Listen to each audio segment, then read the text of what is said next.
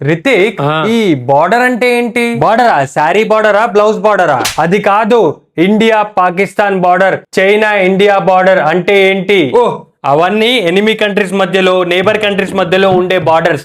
ఒకప్పుడు కలిసి ఉండేవి, ఇప్పుడు విడిపోయినాయి. కానీ స్పేస్ నుండి చూసినప్పుడు అలా అనిపించలేదే. అయినా బార్డర్స్ పెట్టడం ఎందుకు? అలా పెట్టకపోతే ఈజీగా కంట్రీలోకి ఎనిమీస్ వచ్చేస్తారు. ఎనిమీస్ అంటే ఎవరు? హ్యూమన్స్ కంటే డిఫరెంట్ గా ఉంటారా? కాదు కాదు, వాళ్ళు కూడా హ్యూమన్సే, కానీ డిఫరెంట్ డిఫరెంట్ ఫ్లాగ్స్ పట్టుకుంటారు.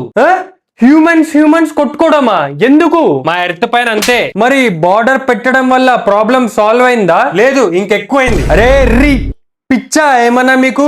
బార్డర్స్ పెట్టిందే ప్రాబ్లమ్స్ రాకుండా ఉండడానికి కదా. ఇప్పుడు అలా కాదు, ఎలా అంటే వీడి కంట్రీలో ఉన్న ల్యాండ్ ని వాడు ఆక్యుపై చేయడము, వాడి కంట్రీ జీడిపి కంటే మా కంట్రీ జీడిపి ఎక్కువ ఉంది అనుకోవడము, వాడి కంట్రీలో ఎన్నో వెపన్స్ ఉన్నాయి, మా కంట్రీలో న్యూక్లియర్ వెపన్స్ ఉన్నాయని గర్వంగా చెప్పుకోవడము, అని ఇలా ఎన్నో రకాలుగా కొట్టుకొని సస్తూ ఉంటారు, చచ్చిపోతూ ఉంటారా?